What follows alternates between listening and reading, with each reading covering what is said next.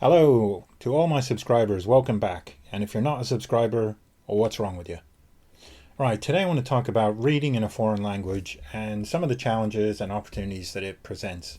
I've watched a few videos on YouTube and I don't think people have covered everything, so I'm going to try and do my recap of this. Now, reading in a foreign language it can be challenging, but it is a rewarding experience. And when you venture into the realm of literature written in a language other than your native language, you're going to face a lot of hurdles. The first is obviously the language barrier.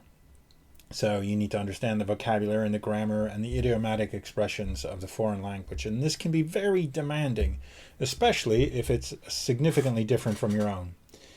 Different languages come with a unique cultural context and references that might be completely unfamiliar to you. So for me, for example, I read a book in French that discussed homosexuality in Paris in the 1980s, and it referenced lots of television shows and music and things that I had never heard of.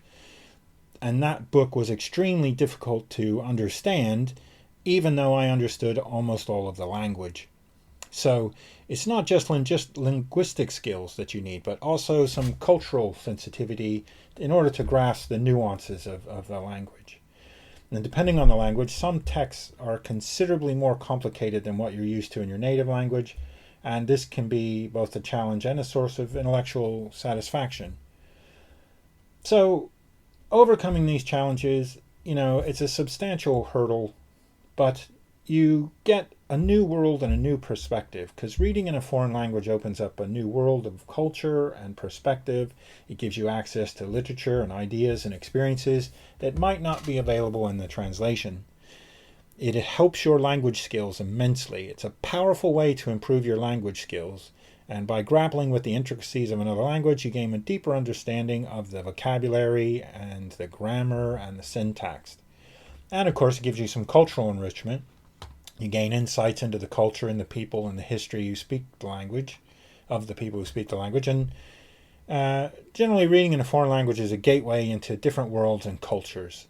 And you can also explore literary traditions of different countries, from Russian classics to Japanese haikus. Everybody has their own different literary heritage. You get to glimpse into another culture's values and beliefs and social norms through their literature.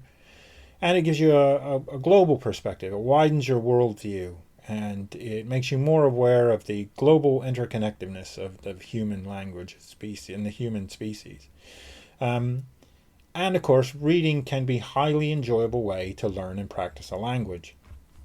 So you get context, and context is a powerful teacher. When you're reading in a foreign language, you're encountering words and phrases in their natural context, and this helps aid your comprehension and, more importantly, their retention. And your vocabulary will expand naturally as you encounter new words and you have to look them up, and then you reread the sentence, and your comprehension and your conversational fluency will increase. And you start to develop an intuitive sense of the grammar and the syntax, and that can be much more helpful than rote learning for grammar when you're trying to actively use it. And it's enjoyable, and so a key motivator for language learners. So reading in a foreign language gives you a sense of accomplishment and enjoyment, and it can sustain your language learning journey. But how do you pick the stuff to read? Well, crafting your language journey, you have to start with choosing the right material. And selecting appropriate material is crucial when you start. And here's why. Because it's essential to choose materials that align with your proficiency and personal interests. If you're a beginner, complex literature might be frustrating. And on the other hand, if you're passionate about a particular genre, reading in that area can be motivating. So striking a balance between challenging and enjoying the reading experience is a key, and materials that are too difficult lead to frustration, while those that are too easy might not provide ample learning activity or opportunities.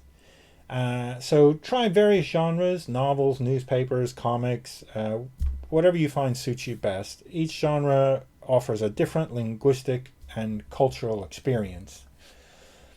And you should try to progress from easy to hard materials. Now, I do take exception to this L+1 or N+1 thing for language learning, because basically, if you're not a native speaker, how are you going to determine if this next book is one above your current level? It's going to be extremely difficult for you.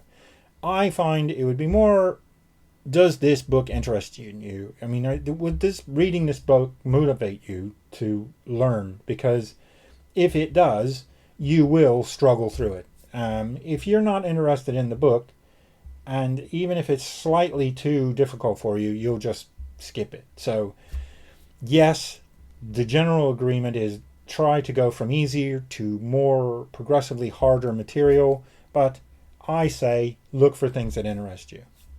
So the reason that you want to progress from easy to hard is it helps you to build confidence for a start, because when you can do the easy stuff, you start to get a bit more confident about your reading abilities. And it's an incremental challenge, because as you progress, you gradually introduce more challenging materials, and then you can track your progress from the easy stuff to the harder stuff. Now, to maximize your experience in reading, consider these sort of diverse strategies. Try to avoid familiar books. Now, while it's tempting to start with books you've already read in your native language, it's often more beneficial to explore new content, because the familiarity might make it easier, but reading something new helps your language skills.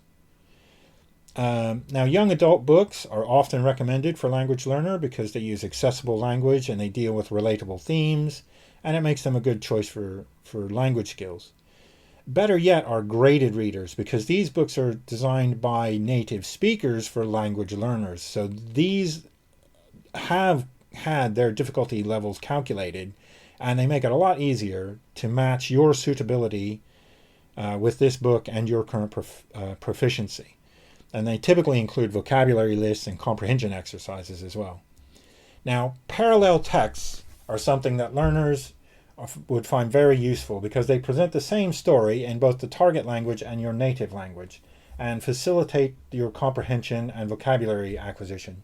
Somewhere I put up a link. There's a link to where I show you how you can turn PDFs into parallel text books, assuming you have the native and the target language.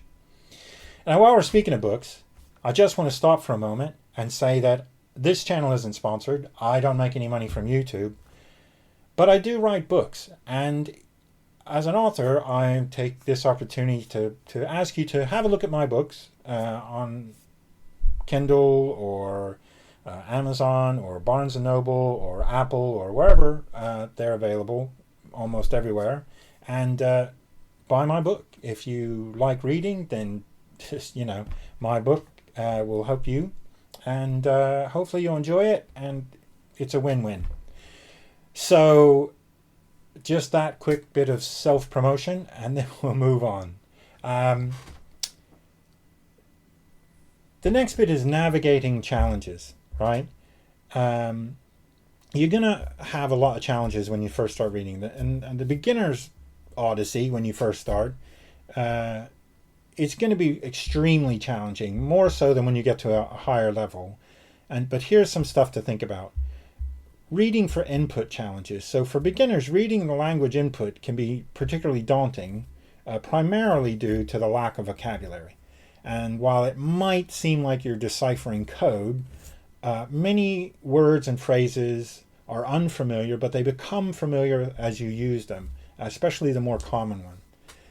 It's very important that you understand the first chapter, because when you're tackling a new text, especially for a beginner, it's crucial to do it methodically. And many language learners find it beneficial to intensively study the first chapter or the first section, which involves looking up any unfamiliar words and understanding sentence structure and grasping the context, because this is going to help you understand the remainder of the text in the book and what's happening. Now, an effective approach to reading as a beginner involves a blend of a lot of patience and a lot of persistence. It's about breaking down the text into manageable chunks, consultant dictionaries, language learning resources, and just not getting discouraged by the initial difficulty. As a beginner, you're going to have to embrace the unfamiliar. Dealing with a limited vocabulary, embracing ambiguity is a vital part of the process. It's natural that you're going to have a limited vocabulary, and this leads frequently to encounters with unfamiliar words. But rather than get disheartened, consider this as just an opportunity to expand your vocabulary. Now, ambiguity in language is common. It's something even advanced learners have a problem with. You can encounter ambiguity by accepting that just not everything is going to be crystal clear from the start. But over time, with exposure and context, things will get clarified. And repeat reading is a valuable strategy because revisiting the same text multiple times reinforces the vocabulary and the sentence structure, and every time you read it, you get a little bit more understanding. Now, building resilience is another language learning exercise. Getting comfortable with language involves pushing through challenges, building mental toughness, and understanding that progress is gradual, almost glacial. But just trust the journey, because trusting that the language learning process is crucial is part of your challenge. Learning a language is a journey of ups and downs. It's trusting the process. It means acknowledging that there's going to be times where you're frustrated and confused, but there will be times where it's perfectly clear and you just feel triumphant. Consistency is the key. Trusting the process involves committing to regular practice and just understanding that improvement takes time. Now, trusting the process means having the confidence that you can learn and improve. You will learn, you will get it eventually. And just keeping a positive mindset can significantly impact your progress. Just celebrate the small wins. Recognize and celebrate small victories, whether it's just understanding a difficult passage or successfully moving on to the next chapter, or whatever they are. These accomplishments validate your journey. Now, another thing we have that's useful now that they didn't have in the past is a lot of technology. So we got tech and tools and techniques. So using technology for learning a language and for reading provides several advantages, right? So let's just take a closer look at this. Modern reading devices and apps offer a convenience and accessibility we never had before. So e-readers, tablets, language learning platforms often provide a built-in dictionary and pronunciation guide. So it makes it a lot easier to tackle these sort of challenging texts. Now there's a number of apps and e-reading platforms available. Duolingo, Memrise, Kindle, Nook, Free Book Reader. These platforms are available and have a wide range of foreign language books and tools that you can use. Now, a notable benefit of e-readers is the ability to adjust the font and the screen size and the background color. So if your eyes are going bad with age like me, then this can help to reduce eye strain during sort of extended reading sessions, and it makes it a lot more comfortable to read in a foreign language. So the journey to read in a foreign language is about exploring, So one of the things is to be flexible and persistent. So be open to using different formats. Now this includes like novels, short stories, news articles, and different genres, fiction, nonfiction, fantasy, but also media. So audiobooks, Kindle books, e-readers, podcasts, paperbacks. This diversity will keep your learning experience engaging and a bit more dynamic. Now, reading in another language offers benefits beyond just grammar learning because it involves you in the culture and the history and the mindset of the speakers of that language. And it'll provide you with some insight into idioms and slang and colloquialisms. And you can use these for real-life communication. Now, engaging with a community will greatly enhance your reading experience. You can join us on my forum.language-learners.org.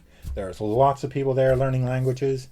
You can seek recommendation from users, social media groups, language exchange platforms.